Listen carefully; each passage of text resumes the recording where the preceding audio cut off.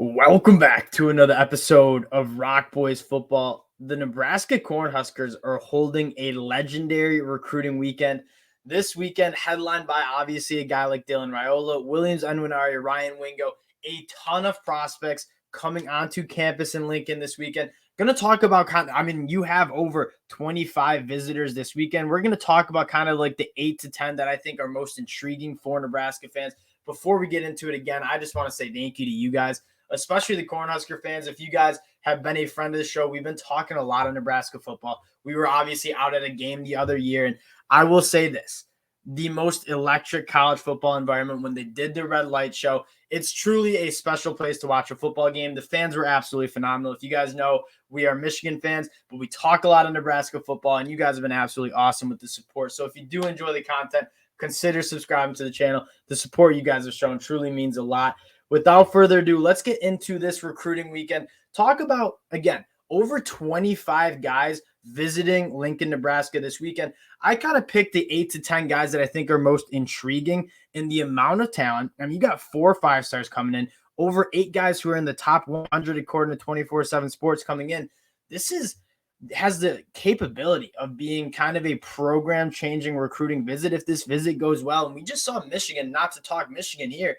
Michigan just held kind of a recruiting weekend, not as much talent as Nebraska's having, but a very similar vibe in the sense that Michigan's top prospects coming to campus all at the same time, all kind of being able to form that relationship, get the pictures taken together. I think that stuff means a lot.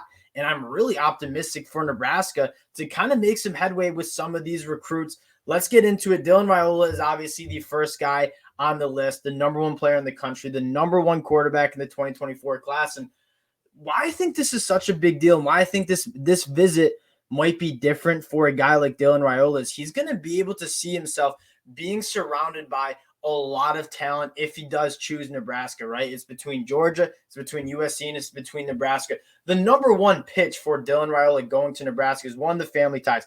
He, out of all these recruits, he knows how passionate this fan base is about Nebraska because he's lived it his whole life.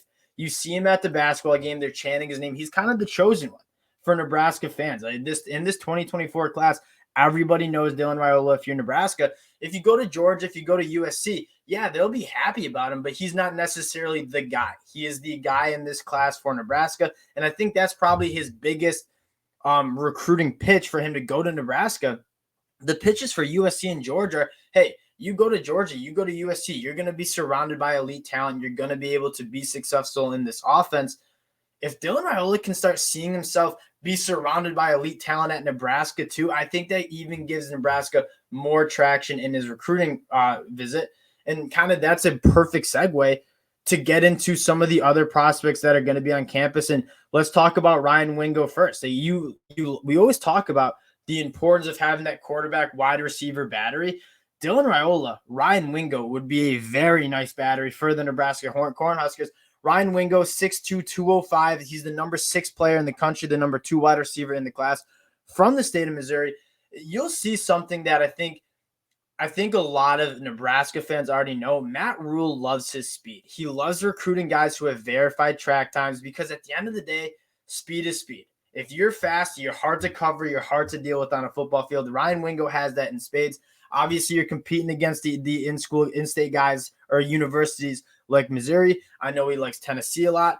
But Ryan Wingo taking a visit with Dylan Raiola this weekend to Nebraska, you got to feel good about that quarterback-wide receiver relationship kind of fostering and say, hey, we can have a nice little partnership here if we both end up at Lincoln, Nebraska. So Ryan Wingo is another really important prospect that, again, it seems like if Dylan Raiola and Ryan Wingo can kind of form that connection, become a kind of see themselves kind of dominating the college football level in Lincoln, I think that'd be massive for Nebraska. And then the next guy you got to talk about, Williams Nwaneri, who Oklahoma seems to be having a pretty strong lead in his recruiting. The number 3 prospect in the country from the state of Missouri, so another Midwestern kind of guy coming to Nebraska as well. When is the last time Nebraska has had 3 out of the top 6 players in the country all on campus, all on the same weekend? This is kind of what I mean by the potential for this recruiting weekend to be legendary for them. Now, I'm not saying you're going to land all 3 of these guys, But what if you can land two? Dylan Raiola, Ryan Wingo, or Dylan Raiola and Williams Nwaneri, two of the guys who are the top, some of the best recruits in this 2024 class, could be truly special. Williams Nwaneri is a really cool prospect. I think he can do a lot of different things. He's 6'4", 250, has phenomenal length. I could see him coming into Nebraska and getting all the way up to 290 and being an elite interior defensive lineman. I could also see him hanging around 250, 260 and being a really good edge rusher. And that's something that, a position that I think I was really excited for Nebraska in 2022, and it didn't really come to fruition, like O'Shawn Mathis, Garrett Nelson. I think Garrett Nelson was solid, but there were a lot of guys coming off the edge where I was a little bit disappointed in the production, especially a guy like O'Shawn Mathis. Matt Rhule is going to take a hard look at how can we get after the passer. Williams Nwaneri will be a guy that can seriously make some money doing that.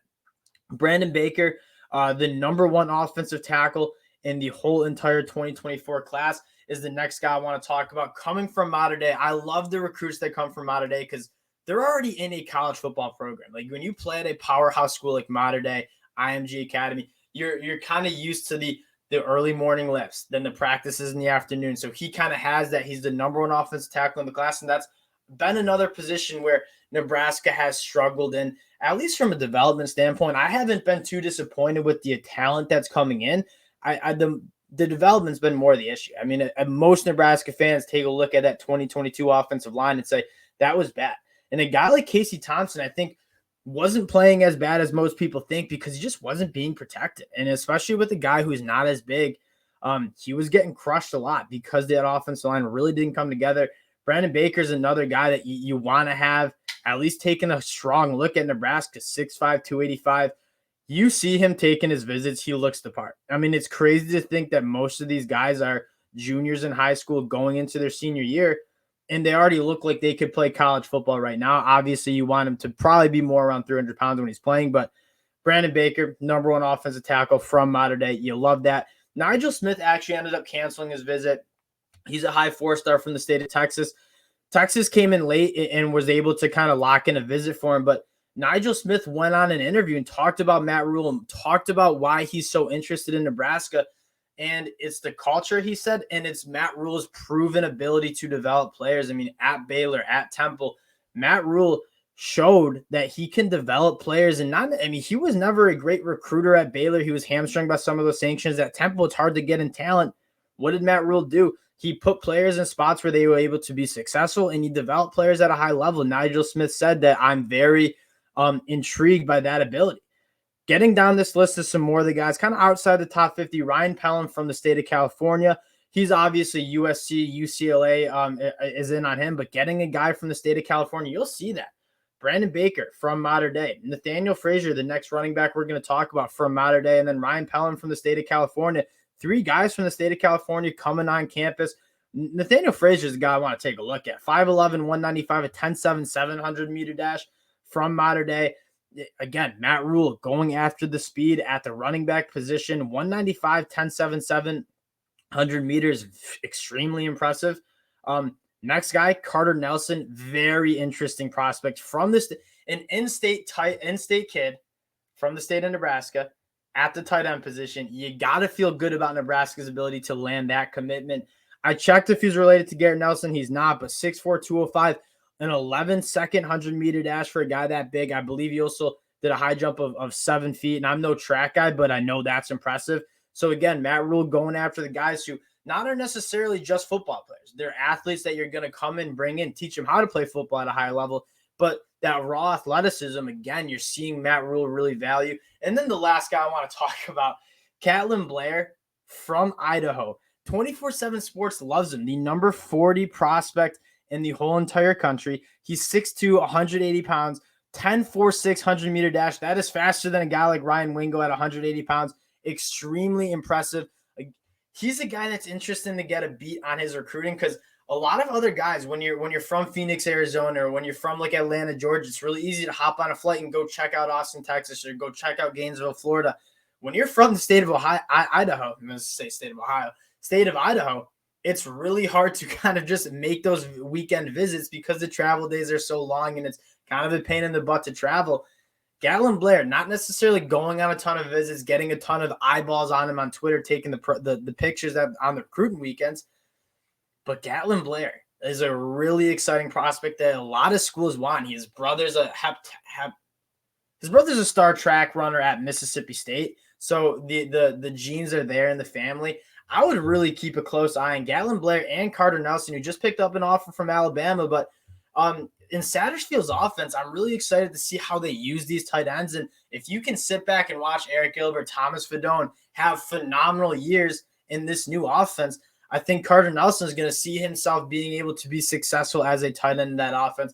This is going to be, and again, we didn't even touch on like a third of the prospects who will be visiting Nebraska this weekend. This could be a really special class. We'll be keeping an eye on the crystal balls. Very excited for Nebraska this weekend. Appreciate the support you guys have shown again. The Cornhusker fans, you guys have been awesome. You love your football. We love talking football with you guys in the comment section. So if you do enjoy the content, consider subscribing to the channel. We appreciate you guys, and we'll talk to y'all later. Peace.